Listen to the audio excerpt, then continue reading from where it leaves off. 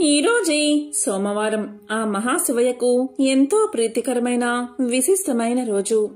ఈ రోజు ఈ కథను విన్నా, చదివినా, చెప్పినా, వినిపించినా జన్మల దోషాలు తొలగి కోటి జన్మల పుణ్యం వస్తుంది. సకల శుభాలు కలుగుతాయి. మరి ఆ కథ ఏంటో ఇప్పుడు ఈ వీడియోలో తెలుసుకుందాం. సతీదేవి యుక్త వయసులో ఆమె శంకరుని పట్ల మక్కువను పెంచుకుంది. తన ప్రేమను ఫలింప చేసుకుంది. మహాశివుడు సతిని మెచ్చి వరించాడు. తండ్రికి సతీదేవి పరమేశ్వరుని పెళ్లి చేసుకోవడం ఎంతమాత్రం ఇష్టం లేదు.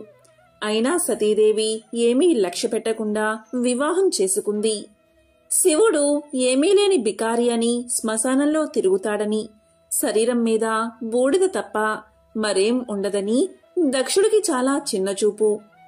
ప్రయాగలో మునీశ్వరులు జరిపిన యాగానికి అనేక మందితో పాటు దక్ష ప్రజాపతి కూడా వచ్చాడు. ఆయన్ని అందరూ సాదరంగా ఆహ్వానించి మాట్లాడారు. కాని మహాశివుడు మౌన ముద్రలో ఉండి దక్షుణ్ణి పట్టించుకోలేదు. అది దక్షునికి తీరని అవమానంగా తోచింది. బికారి అయిన అల్లుడికి ఇంత అహంకారమేమిటని ఆగ్రహించాడు దక్షుడు. కోపావేశంతో విపరీతంగా నిందించాడు. దాంతో నందీశ్వరుడికి కోపం ముంచుకొచ్చి దక్షుణ్ణి శపించాడు. అప్పుడు దక్షుడు రుద్రగణాలకు తిరిగి ప్రతిశాపం పెట్టాడు. అయినప్పటికీ దక్షుడికి కోపం తీరలేదు. శివుణ్ణి అవమానించేందుకు పనిమాల మహాయజ్ఞాన్ని ప్రారంభించాడు దక్షుడు.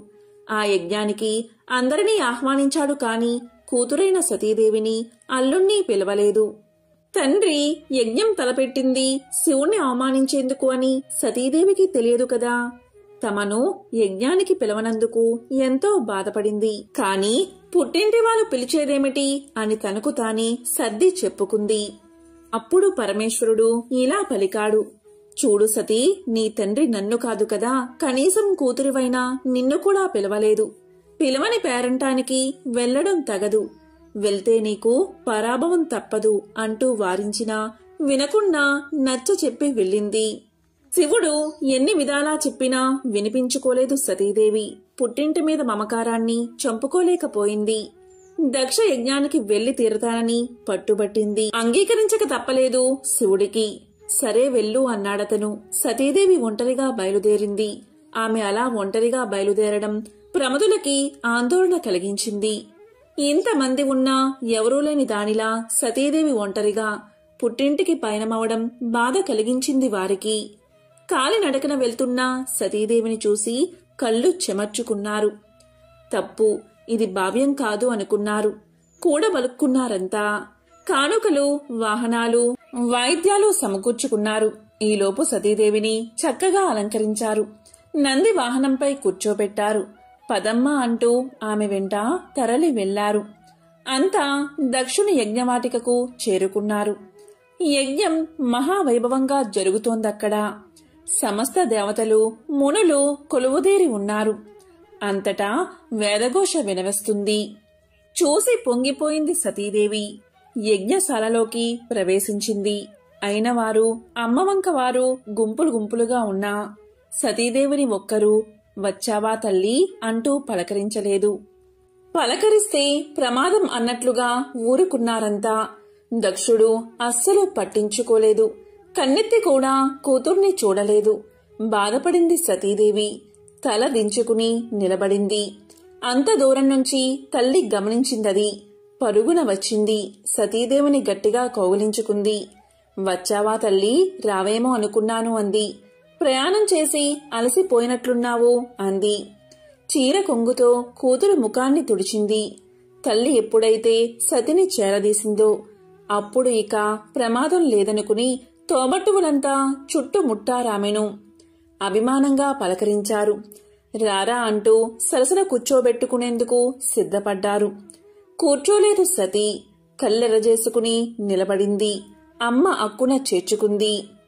తండ్రి చేసిన అవమానాన్ని తట్టుకోలేకపోతుంది సతీదేవి. తోబట్టువులంతా కుటుంబ సమేతంగా వచ్చారు. వారందరినీ పేరు పేరునా పిలిచి తన భర్తనే తండ్రి పిలవకపోవడాన్ని భరించలేకపోయిందామె. మండుతున్న కళ్లను ఒక్క క్షణం మూసుకుని తెరిచింది. నిప్పు కణాల్లా, నెత్తురు చుక్కల్లా సతీదేవి కన్నీటి బొట్లు జలజలా నేలరాలాయి. చూశారది ప్రమదులు. కోపంతో ఊగిపోయారు. దక్షుణ్ణి వధించేందుకు కత్తులు దూశారు. వారిని వారించింది సతీదేవి. తండ్రిని కోపంగా చూస్తూ ఇలా పలికింది. మదాంధుడువై నా భర్త శివుణ్ణి ద్వేషిస్తున్నావు. నీకిది మంచిది కాదు తండ్రి. సర్వేశ్వరుడు నా భర్త ఎక్కడా, అధమాధముడివి నువ్వెక్కడా? నా భర్తకు హవిర్భాగం లేకుండా చేస్తావా? మమ్మల్ని అవమానిస్తావా? దీనికి ఇంతకింత అనుభవిస్తావు నువ్వు. నీ తనువున పుట్టిన పాపాన్ని నేను భరించలేను. నాకీ శరీరం వద్దు. ఇప్పుడే ఈ క్షణమే ఈ శరీరాన్ని వదిలివేస్తాను. పవిత్రురాలను అవుతాను. అయోమయంగా ఆందోళనగా చూస్తున్న మునులను, దేవతలను కడగంట చూసి కుశలు పరిచింది సతీదేవి. ఇక ఉత్తర దిశగా కూర్చుని కళ్ళు మూసుకుంది. చిత్తం పరమశివుని అధీనం చేసి నవరంధ్రాల్లో బంధించింది. మహామహాయోగులకు కూడా సాధ్యం కాని యోగాన్ని ఆరంభించింది. పంచ ప్రాణాలను వాటి మూల స్థానాల్లోంచి కదిలించింది. దాంతో సమాధి స్థితిలో ఉన్న ఆమె శరీరం నుంచి మంటలు ఎగసిపడ్డాయి. ఆ యోగాగ్నిలో సతీదేవి దహనమైపోయింది. ఆమె అలా దహనమైపోవడమేమిటి, ముల్లోకాల్లోనూ హాహాకారాలు చెలరేగాయి. భయంతో సమస్త భూతకోటి కంపించింది. దక్షుణ్ణి అంతా అసహ్యించుకున్నారు. ప్రమదులు మరిక ఆగలేదు. యజ్ఞవాటికలో ఉన్న అందరినీ చంపేందుకు సిద్ధమయ్యారు. ఇది భృగు మహాముని గమనించి ఋషుల్ని కాపాడేందుకు దక్షిణాగ్నిలో అభిచార హోమం చేశాడు. ఆ హోమ ఫలితంగా రుమనామకులు దేవతలు వేలాదిగా పుట్టుకొచ్చారు. యజ్ఞశాలల్లోని కొరవులని ఆయుధాలుగా ధరించి దండెత్తి వచ్చిన ప్రమదులను ఎదుర్కొన్నారు. వారిని కొట్టిన చోట కొట్టకుండా కొట్టి అక్కడ్నుంచి తరిమి కొట్టారు. యోగ సమాధిలో ఉన్న శివుడికి సంగతంతా తెలిసింది. యోగాగ్నిలో సతీదేవి దేహత్యాగం, ప్రమదుల పరాజయం తెలిసి కోపం తెచ్చుకున్నాడతను. కళ్ళు తెరిచి చూశాడు. దిగ్గున లేచి నిల్చున్నాడు. ప్రళయ తాండవం చేశాడు. ఆ తాండవంలో శిరస్సును జట ఒకటి తెంచి భూమి మీదకు విసిరాడు. భయంకరంగా సింహంలా గర్జించాడు. చూస్తూ ఉండగానే జట నుంచి మంటలు చెలరేగాయి. అంతెత్తున లేచాయవి. ఆకాశాన్ని దహించేటట్లుగా నాలికలు చాపాయి. ఆ మంటల్లోంచి వీరభద్రుడు పుట్టాడు. 1000 చేతులు, భయంకరంగా కోరలు, నల్లటి దేహంతో ఆకాశం అంత ఎత్తుగా నిలిచాడు వీరభద్రుడు.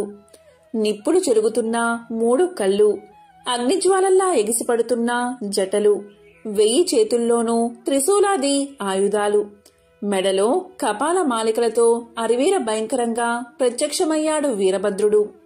శివుడికి సాష్టాంగ ప్రణామం చేశాడు. దేవా, ఆజ్ఞ అన్నాడు. తక్షణం నువ్వు ప్రమద గణాలతో బయలుదేరి దక్షుడి యజ్ఞాన్ని ధ్వంసం చెయ్యి. బ్రాహ్మణ తేజం నిన్నేమీ చెయ్యలేదు. నా అంశతో పుట్టిన నీకు ఎక్కడా ఎదురుండదు. వెళ్ళు అని ఆజ్ఞాపించాడు శివుడు. లేచి నిల్చున్నాడు వీరభద్రుడు. శివుడికి ప్రదక్షిణం చేశాడు. పెద్దగా కేక పెట్టాడు. అతని కేకకి సకల లోకాలు తల్లడిల్లాయి. గాయాల పాలై కసితో ఉన్న ప్రమద గణాలను చూశాడు. పదండి అన్నట్లుగా కళ్ళెగరేశాడు. కదిలాడు అక్కడ నుంచి. వీరభద్రుడు నడుస్తుంటే మృత్యుధూళి జగమంతా నిండిపోయింది. దక్షుని యజ్ఞవాటికకు చేరుకున్నాడతను. వీరభద్రుణ్ణి చూస్తూనే దక్షుడు సహా దేవతలు, మునులు గజగజ వణికిపోయారు. వీరభద్రుణ్ణి అండ చూసుకుని ప్రమదులు రెచ్చిపోయారు. యజ్ఞశాలల్ని ధ్వంసం చేశారు. హోమకుండాల్ని చల్లార్చారు. వేదికల్ని పెకలించి వేశారు. హోమ ద్రవ్యాల్ని విసిరేశారు.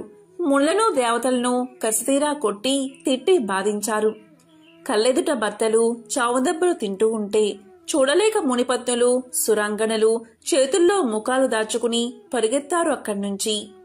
యజ్ఞవాటిక అంతటినీ శ్మశాన వాటికలా చేసి భీకరంగా నవ్వుతూ నిల్చున్నాడు వీరభద్రుడు.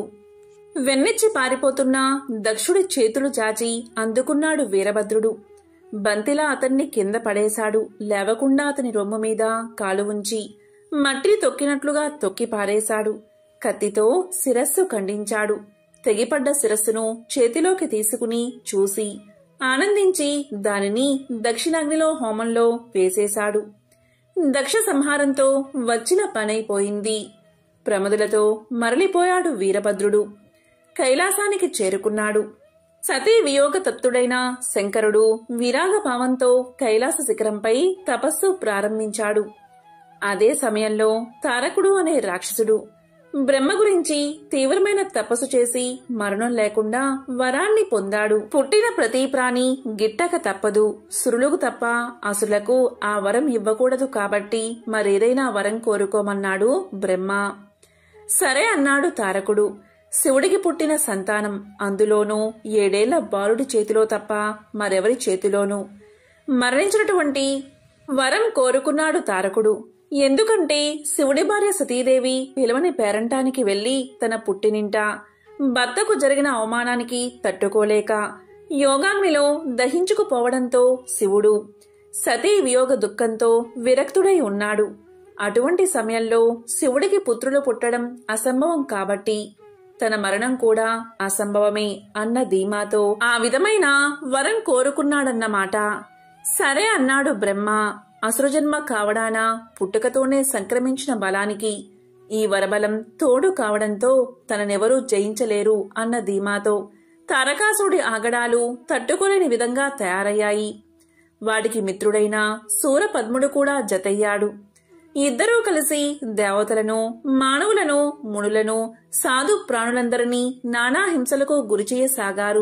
దాంతో అందరూ కలిసి బ్రహ్మదేవుడి దగ్గరకు వెళ్లారు, తమను ఆ దుష్టుడి నుంచి కాపాడమని.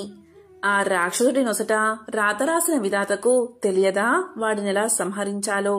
దేవతలకు ఒక ఉపాయం చెప్పాడాయన. శివుడికి పుట్టబోయే కుమారుడు తప్ప వీడిని మరెవరూ సంహరించలేరు కాబట్టి మనందరం కలిసి శివుణ్ణి వైరాగ్యం నుంచి సంసార జీవనం వైపు మళ్లించాలి. అప్పుడు మన పని సులువవుతుంది అన్నాడు బ్రహ్మ. దీంతో అందరూ కలిసి శివుడి దగ్గరకు చేరి పరమేశ్వరుడికి తమ మొరలు వినిపించారు. లోక కంటకుడైన తారకాసురుడు వరగర్వంతో అంతులేని దురాగతాలకు పాల్పడుతున్నాడు. అతన్ని సంహరించగల పుత్ర సంతతిని పొందడం కోసమైనా వివాహానికి అంగీకరించవలసిందిగా దేవతలు ప్రార్థించారు.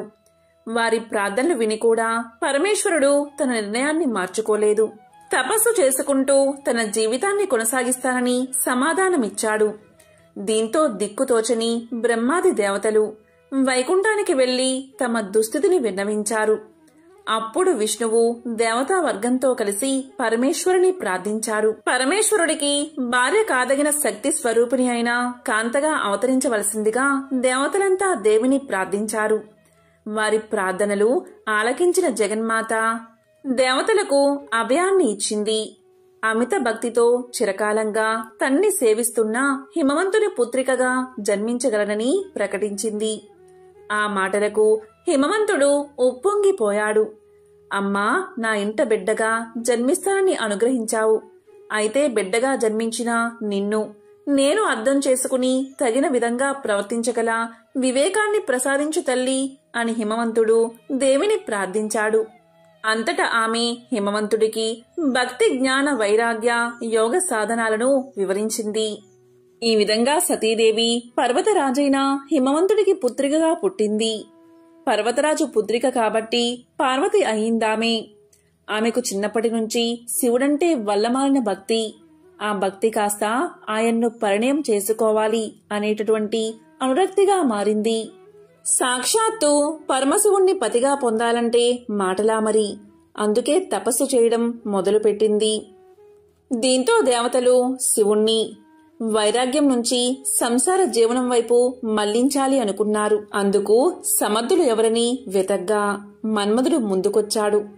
మన్మధుడి భార్య రతీదేవి ముందు భర్తను వారించినప్పటికీ లోక కళ్యాణం కోసం సరే అని ఒప్పుకుంది. ఇక్కడ సతీదేవి మహావైరాగ్యంలో ఉన్న శివుడి తపస్సు భంగం చేయకుండా ఆయన తపస్సు చేసే ప్రదేశమంతా రోజు చక్కగా అలికి శుభ్రంగా ముగ్గులు పెట్టేది. ఆయన ఏమైనా తింటాడేమోనని పళ్ళు తెచ్చి ముంగిట పెట్టేది. ఇలా ఎంతకాలం గడిచినా శివుడు కళ్ళు తెరవనేలేదు. కాని పార్వతి మాత్రం అన్న పానీయాలు మానేసి కేవలం పండుటాకులు మాత్రమే తింటూ అపర్ణగా మారింది. ఒక రోజున మన్మధుడు కాస్త ధైర్యం చేశాడు. తన చెలికాడైన వసంతుణ్ణి తోడ చేసుకుని పూల బాణాలతో శివుణ్ణి తపస్సు నుంచి మళ్లించి ఆయన కోపాగ్నిలో కీలల్లో బూడిదయ్యాడు. ఆ తరువాత జరిగిందంతా గ్రహించిన శివుడు పార్వతిని వివాహం చేసుకున్నాడు. వారికి కుమారస్వామి జన్మించాడు. ఆ కుమారస్వామి దేవతల సైన్యానికి అధిపతిగా తారకాసురుణ్ణి సంహరించాడు. యోగ సాంప్రదాయంలో ఒక అందమైన కథ ఉంది. ఆదియోగి శివుడు ఇంకా పార్వతీదేవిల వివాహం అనేది ఒక గొప్ప వేడుక. పార్వతి ఒక యువరాణి కనుక ఆ ప్రాంతంలోని ప్రముఖులందరినీ ఆహ్వానించారు. రాజులు, రాణులు, దేవుళ్ళు, దేవతలు ఒకరిని మించి మరొకరు గొప్పగా అందంగా ముస్తాబై వచ్చారు. అప్పుడు పెళ్లికొడుకు శివుడు జడలు కట్టిన జుట్టుతో ఆపాదమస్తకం విభూది రాసుకుని రక్తం కారుతున్న ఏనుగు చర్మాన్ని ధరించి వచ్చాడు. ఆయన పరమానందపు మత్తులో మునిగి తేలుతూ ఉన్నాడు. అతని పరివారంలో ఉన్న జీవులందరూ మానవ రూపంలో కాకుండా ఏదో వికృతమైన వక్రీకరించిన రూపాలతో ఉన్నారు. ఎవరికీ అర్థం కాని ఏదో భాషలో వారిలో వారు మాట్లాడుకుంటూ ఏవో శబ్దాలు చేస్తున్నారు. మీనాదేవి పార్వతి తల్లి పెళ్లికొడుకును చూసి కళ్ళు తిరిగి పడిపోయింది. అప్పుడు పార్వతి శివుడు దగ్గరకు వెళ్లి, మీరు ఎలా ఉన్నా నాకు ఎటువంటి అభ్యంతరమూ లేదు. మీరెలా ఉన్నా పర్వాలేదు. నాకు కావాల్సింది మీరు. కాని మా అమ్మ కోసం కొంచెం ప్రశాంతమైన రూపాన్ని ధరించండి అని వేడుకుంది. ఆయన సరే అని ఒక అందమైన రూపాన్ని ధరించి చక్కగా అలంకరణ చేసుకుని వచ్చాడు. అది చూసి అప్పుడు ఆయన్ని సుందరమూర్తి అన్నారు. అంటే వారు ఆయన లాంటి అందమైన వ్యక్తిని ఎక్కడా చూడలేదు. ఆయన 9 అడుగులు ఎత్తున్నాడు. ఆయన నిల్చుంటే గుర్రంతలతో సమానంగా ఉండేదట. శివుడు పెళ్లి పీటల మీద కూర్చున్నాడు. భారతదేశంలో ముఖ్యంగా ఇటువంటి వివాహాలలో పెళ్లి కొడుకు పెళ్లి కూతురుల పుట్టు పూర్వోత్తరాలను ఎంతో గొప్పగా చెప్తారు. వారి వంశం ఎక్కడి వారు, ఎలాంటి రక్తం నుంచి వచ్చారు అంటూ వాళ్ల వంశ వృక్షం గురించి చెప్తారు. పెళ్లికూతురు విషయానికి వస్తే ఆమె తండ్రి హిమవంతుడు, హిమాలయ పర్వత ప్రాంతాలంటికి రాజు. వధువు యొక్క వంశం గురించి చాలా అద్భుతమైన విషయాలు చెప్పారు. మరి ఇప్పుడు పెళ్లికొడుకు సంగతేమిటి అని అడిగారు. శివుడు మౌనంగా అలాగే కూర్చుని ఉండిపోయాడు. ఆయన ఏమీ చెప్పలేదు. పోనీ అతని పరివారంలో వారి భాషను అర్థం చేసుకోగలిగిన వారు కూడా ఎవరూ లేరు. వారిలో అర్థం కాని శబ్దాలు చేస్తున్నారు. పెళ్లి కూతురు తండ్రికి ఇదొక అవమానంగా అనిపించింది. పుట్టు పూర్వోత్తరాలు లేని వ్యక్తి నా కూతుర్ని ఎలా పెళ్లి చేసుకుంటాడు? ఆయన ఎక్కడివాడో ఎవరికీ తెలియదు. ఆయన తల్లిదండ్రులు ఎవరో తెలియదు. ఏ వంశమో తెలియదు.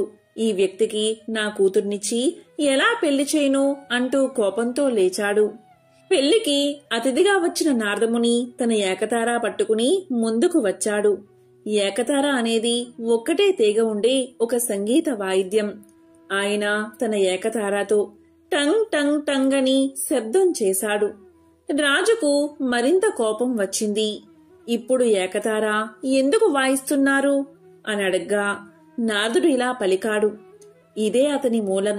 అతనికి తల్లి లేదు, తండ్రి లేడు. అయితే మరి అతనికి మూలమేది అంటే టంగ్ ఆయన మూలనాదం. ప్రకంపన నాదం నుంచి ఆయన ఆవిర్భవించాడు. ఆయనకు తల్లిదండ్రులు లేరు, తాత ముత్తాతలు, అసలు వంశవృక్షమే లేదు. ఆయన స్వయంభువు, స్వయంగా సృష్టించుకున్నవాడు. పూర్వోత్తరాలు అంటూ ఏమీ లేని ఒక అస్తిత్వమే ఆయన. అలా పలకగా రాజు మండిపడుతూ ఉన్నాడు. అయినా వివాహం జరిగింది. శివుడి వివాహం గురించి తెలిసిన విష్ణువు, బ్రహ్మ ఈ వివాహ మహోత్సవానికి వచ్చారు. మరో విశేషమేంటో తెలుసా? ఈ వివాహ కార్యక్రమాలంటినీ విష్ణువు చూసుకుంటే వివాహంలో పండితుడుగా బ్రహ్మ వ్యవహరించారు. ఈ వివాహానికి ముందు శివుడు, విష్ణువు, బ్రహ్మ ఆలయానికి దగ్గరలోని చిన్న గుంతలలో స్నానాలు ఆచరించారట. అందుకే వాటికి రుద్రకుండ, విష్ణుకుండ, బ్రహ్మకుండ అనే పేర్లు వచ్చాయి. ఈ వివాహ మహోత్సవ సమయంలో బ్రహ్మ మంత్రాలు చదువుతూ బ్రహ్మశిలను ఏర్పరిచినట్లు ఆధారాలు ఉన్నాయి. పూర్వం కావేరీ నది జలాలచే పవిత్రమైన చోళ దేశంలో ఒకానొక గ్రామం ఉండేది. ఆ గ్రామంలో ఒక గొప్ప శివభక్తుడు ఉండేవాడు. అతను భార్యతో కలిసి శివభక్తులకు సేవ చేయడమే పరమావధిగా సేవలు చేస్తూ ఉండేవాడు. శివభక్తులు భోజనం చేసిన తర్వాతే తాము భోజనం చేయాలి అని వ్రతాన్ని పెట్టుకుని దాన్ని అనుసరిస్తూ ఉండేవారు. శివభక్తుల ముందు తాను ఒక చిన్నవాడిగా సామాన్యుడిగా భావించి వారికి సపరిచర్యలు చేస్తూ రావడం వల్ల అతనికి చిరుతొండ నాయనార్ అనే పేరు లోకంలో ప్రసిద్ధమైంది. ఈ విధంగా భక్తుల సేవలో కాలం గడుపుతూ ఉండగా అతనికి ఒక కుమారుడు పుట్టాడు. అతనికి సిరియాల దేవుడు అనే పేరు పెట్టి అల్లారు ముద్దుగా పెంచుతూ వచ్చాడు నాయనర్. కైలాసవాసి అయిన పరమేశ్వరుడు చిరుతొండ నాయనార్ భక్తిని పరిచయం చేసి అతన్ని తన కరుణా కటాక్షలతో అనుగ్రహించాలి అనుకున్నాడు ఆ మహాశివుడు. దీంతో మహాశివుడు భైరవ యోగి వేషాన్ని ధరించి ఆ గ్రామానికి చేరుకున్నాడు. చిరుతొండ నాయనార్ ఇంటి ముందు నిలబడి భవతి భిక్షాందేహి, భవతి భిక్షాందేహి అని పలికాడు. వెంటనే చిరుతొండ నాయనార్ భార్య ఇంటి లోపల నుండి బయటకు వచ్చి, స్వామి, నా భర్త శివభక్తులకు ఆహారాన్ని సమర్పించిన తర్వాతే ఆహారాన్ని తీసుకుని నియమాన్ని కలిగినవారు. ఈరోజు భక్తులు ఎవరో మా ఇంటికి రానందున వాళ్ళను వెతుక్కుంటూ ఆయన బయలుదేరారు. వారు మిమ్మల్ని చూస్తే ఎంతో ఆనందిస్తారు. మీరు ఇంటి లోపలికి వచ్చి ఆశీర్వాదాలు కండి అని ప్రార్థించింది. దీంతో భైరవ వేషధారి అయిన శివుడు ఇలా పలికాడు, నేను చిరుతొండ నాయనార్ని చూడ్డానికే ఇక్కడికి వచ్చాను. వారు లేనప్పుడు ఇంట్లోకి నేను రాను. ఇక్కడే గణపతి సారం దేవాలయం సమీపంలో ఉన్న అత్తి చెట్టు కింద కూర్చుని ఉంటాను. నీ భర్త ఇంటికి వస్తే నేను అక్కడ ఉన్నట్లు చెప్పండి అని చెప్పి అక్కడి నుంచి వెళ్లిపోయాడు. ఇక శివభక్తుల కోసం అన్వేషిస్తూ వెళ్లిన చిరుతొండ నాయనార్ ఎవరూ కనబడకపోవడం వల్ల నిరాశతో ఇంటిదారి పట్టాడు. భర్తను చూడగానే అతని భార్య ఇలా పలికింది, మీరు బయటకు వెళ్లినప్పుడు శివభక్తుడు ఒకరు ఇంటికి వచ్చారు. అతను ప్రస్తుతం గణపతి సారం దేవాలయం సమీపంలోని అత్తి చెట్టు కింద కూర్చుని ఉన్నారు అని చెప్పింది. ఆ మాటలు వినగానే అత్యంత ఆనందంతో చిరుతొండ నాయనార్ వేగంగా అక్కడికి వెళ్లి ఆ భైరవమునికి నమస్కారం చేసి ఇలా పలికాడు, స్వామి, మీరు మా ఇంటికి వచ్చి ఆహారాన్ని స్వీకరించాలి అని భక్తి శ్రద్ధలతో ప్రార్థించాడు. ఆ మాటలకు యోగి ఇలా పలికాడు, నేను 6 నెలలకు ఒకసారి మాత్రమే ఆహారం తీసుకుంటాను. పశువుల మాంసాన్ని ఆహారంగా ఇస్తే దాన్ని మాత్రమే నేను తింటాను. ఇది నా పద్ధతి అన్నాడు. ఆ మాటలకు చిరుతొండ నాయనార్ ఇలా పలికాడు, స్వామి, మీరేమీ సందేహం పెట్టుకోవద్దు.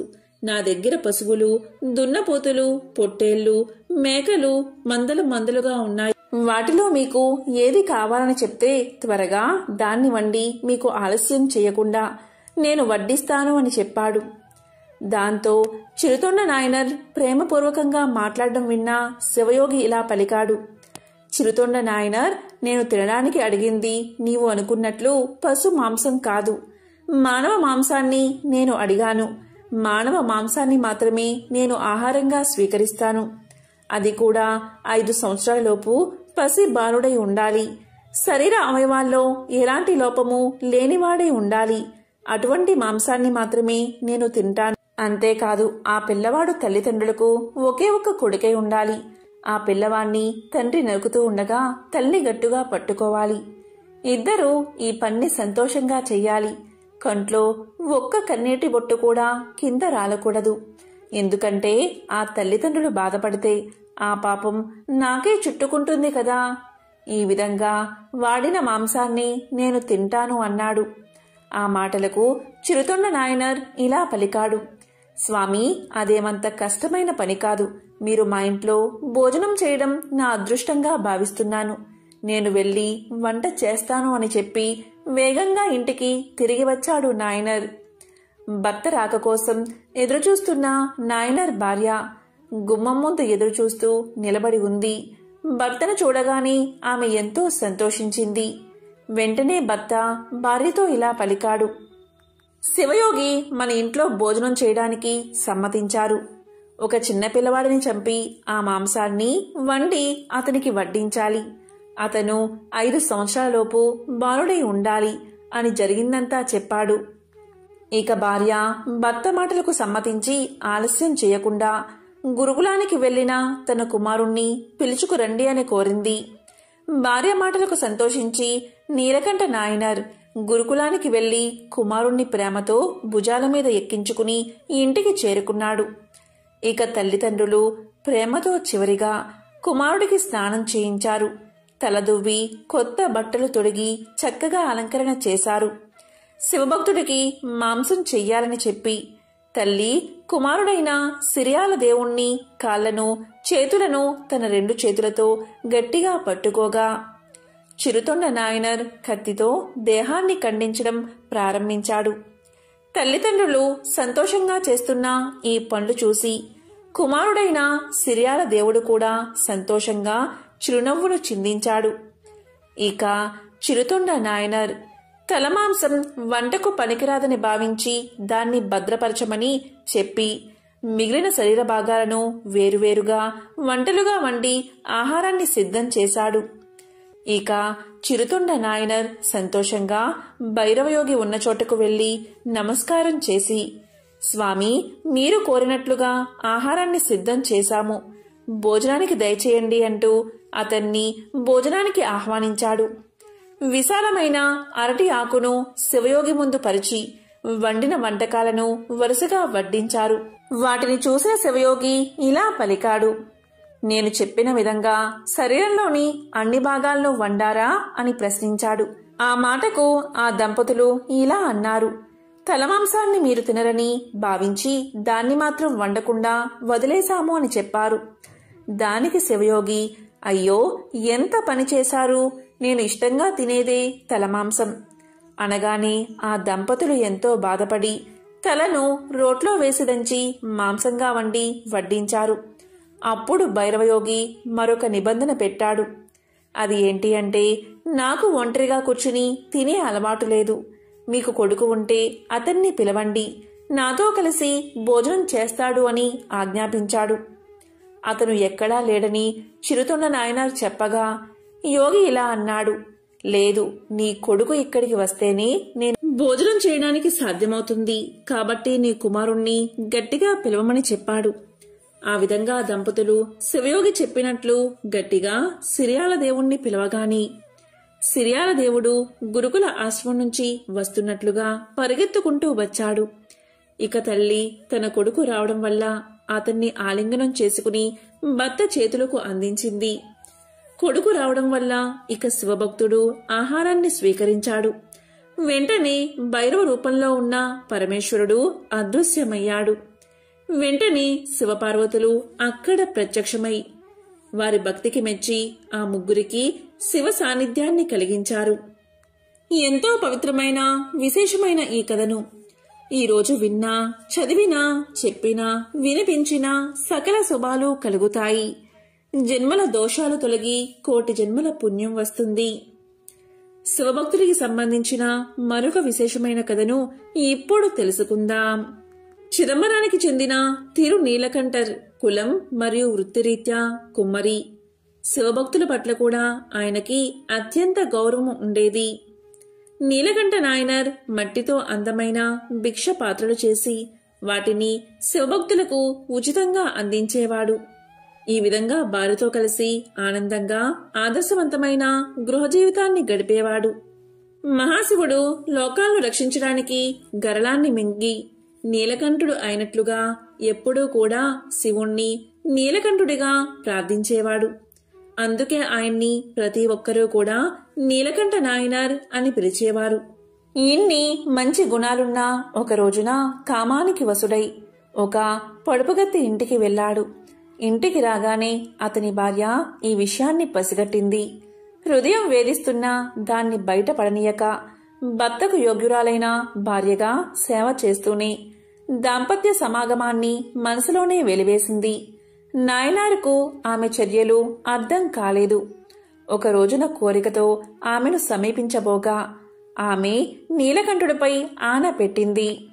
ఆయన పేరుతో మిమ్మల్ని అడుగుతున్నాను, మమ్మల్ని తాకకండి. ఆమె మమ్మల్ని అనింది కాబట్టి నీలకంఠ నాయనర్ లోకంలో ఏ స్త్రీని తాకకూడదని నిశ్చయించుకున్నాడు. పరమశివునిపై ఆయనకు అంత అనన్య ప్రేమ. ఈ విధంగా ఒకరినొకరు తాకకుండా జీవించడం మొదలుపెట్టారు. దీని గురించి బయట ప్రపంచంలో ఎవరికీ ఏమీ తెలియదు. సంవత్సరాలు గడుస్తున్నాయి. భార్యాభర్తలు వృద్ధులు కూడా అయిపోయారు. దీంతో ఆ మహాశివుడికి వారి ఔన్నత్యం లోకానికి చాటాలి అనిపించింది. అందుకని ఒక శివయోగిగా రూపుదాల్చి నీలకంఠ నాయనర్ ఇంటికి వీచేశాడు మహాశివుడు. నీలకంఠ నాయనర్ సాదరంగా తన ఇంటిలోకి ఆహ్వానించాడు. సపర్యలు చేశాడు. యోగి ఒక భిక్షపాత్రను నీలకంఠ నాయనార్కిచ్చి ఇలా పలికాడు. నీలకంఠ నాయనర్, నేను మరలా వచ్చే వరకు దీన్ని జాగ్రత్తగా ఉంచు. ఇది నాకు అత్యంత విలువైనది. దీన్ని తాకినంతనే ప్రతి వస్తువు కూడా పవిత్రం అయిపోతుంది. అందుకని జాగ్రత్తగా కాపాడు అని చెప్పి ఆ భిక్షపాత్రను నీలకంఠ నాయనర్కి ఇచ్చి తన దారిన తాను వెళ్లిపోయాడు. నీలకంఠ నాయనర్ ఆ భిక్షపాత్రను చాలా జాగ్రత్తగా చూసుకునేవాడు. చాలా కాలం గడిచిన తర్వాత ఒక రోజున శివయోగి తిరిగి వచ్చి నీలకంఠ నాయనర్ను ఆ భిక్షపాత్ర గురించి అడిగాడు. శివయోగి దాన్ని మాయం చేసి ఆ పాత్రను తెచ్చి ఇమ్మని నీలకంఠ నాయనర్ను అడిగాడు. నీలకంఠ నాయనర్ ఇల్లంతా వెతికాడు. ఆ పాత్ర ఎక్కడా కనిపించలేదు. అది ఏదో మాయగా ఉంది. సిగ్గుపడ్డాడు నీలకంఠ నాయనర్. భయంతో వణుకుతూ శివయోగి పాదాలపై పడ్డాడు. ఆ పాత్ర ఎక్కడా కనిపించడం లేదు అని వాపోయాడు. దీంతో యోగికి విపరీతంగా కోపం వచ్చింది. దాంతో నీలకంఠ నాయనర్ను నీవు దొంగవి అని, మోసగాడివి అని నిందించాడు. నీలకంఠ నాయనర్ ఆ పాత్ర కన్నా విలువైన పాత్ర ఇస్తాను అన్నాడు. దానికి శివయోగి ఒప్పుకొనలేదు. పదే పదే శివయోగికి తాను ఆ పాత్రను దొంగలించలేదని, ఏదో మాయగా అది కనిపించడం లేదని, అది ఎలా మాయమైందో తనకు అర్థం కావడం లేదని చెప్పాడు నీలకంఠ నాయనర్. అప్పుడు శివయోగి ఇలా పలికాడు. నీవు చెప్పేది నిజమే అయితే నీ భార్య చెయ్యి పట్టుకుని ప్రమాణం చెయ్యి అని అడిగాడు. నీలకంఠుడిపైన ఆన పెట్టడం వల్ల నీలకంఠ నాయనర్ దానికి ఒప్పుకోలేదు. అతని అనంగీకారం నీలకంఠ నాయనర్ యొక్క దోషాన్ని చూపుతుందని శివయోగి పలికాడు. అందుకని దొంగతన నేరంపై న్యాయస్థానానికి తీసుకుని వెళ్లాడు. శివయోగి చెప్పినట్లుగా ప్రమాణం చేయవలసిందిగా ఆజ్ఞాపించారు. నీలకంఠ నాయనర్, తన భార్య ఒక కర్రను, ఇద్దరూ చెరొక కొన పట్టుకుని చెరువులో మునగబోయారు. కాని యోగి వారిద్దరూ కర్రను పట్టుకుని కాకుండా చెయ్యి పట్టుకుని నీటిలో మునగాలి అన్నాడు. నిజం నిరూపణ కొరకు ఒకరి చెయ్యి ఒకరు పట్టుకుని నీట మునగాలని ఆదేశించారు. నీలకంఠ నాయనర్ తన ఆన గురించి ఇక నిజం దాచలేకపోయాడు. దీంతో అతను భార్యాభర్తల మధ్య జరిగింది దేవుడి మీద ఆన గురించి వెల్లడించి తాను తన భార్య చేతిని తాకజాలనని విన్నవించాడు. ఈ విధంగా చెప్పి ఇద్దరూ కర్రను చెరొక కొన పట్టుకుని నీటిలో మునిగారు. అంతే, ఒక విచిత్రం జరిగింది. ఇద్దరూ నీట మునిగి బయటకు లేవగాని వారిద్దరూ రూపవసులైన యవ్వనవంతులుగా మారిపోయారు. శివయోగి అంతర్ధానమైపోయాడు. వెంటనే పార్వతీ పరమేశ్వరులు అక్కడ ప్రత్యక్షం అయ్యారు. అప్పుడు వారు ఇలా పలికారు. మీరు అత్యంత సంయమనంతో భక్తితో జీవనం జరిపిన పుణ్య విశేషంచే మీరిద్దరూ నిరంతరం యవ్వనవంతులుగా నా లోకంలో శాశ్వతంగా నివసించండి అని వారిని తమ లోకానికి తీసుకుపోయారు. శివభక్తి తత్పరత, సంయమము, నిర్మల జీవనం ఎలా పరమశివుడి యొక్క శాశ్వత స్థానానికి చేర్చగలవో పరమశివుడు లోకానికి వెల్లడించాడు. పరమశివునిపై అనన్య భక్తి నీలకంఠ నాయనర్ను చెడు పనుల నుంచి, చెడు తలంపుల నుంచి వైముఖ్యత కలిగించి సచ్చరిత్రులుగా వారిని నిలబెట్టి అంత్యమున వారికి శివ సాయుధ్యం కలగడానికి కారణభూతమైనది. ఎంతో పవిత్రమైన విశేషమైన ఈ కథను ఈరోజు విన్నా, చదివినా, చెప్పినా, వినిపించినా సకల శుభాలు కలుగుతాయి. జన్మల దోషాలు తొలగి కోటి జన్మల పుణ్యం వస్తుంది. ఓం నమః శివాయ. ఓం నమో నారాయణాయ. ఓం శ్రీ మాత్రే నమః.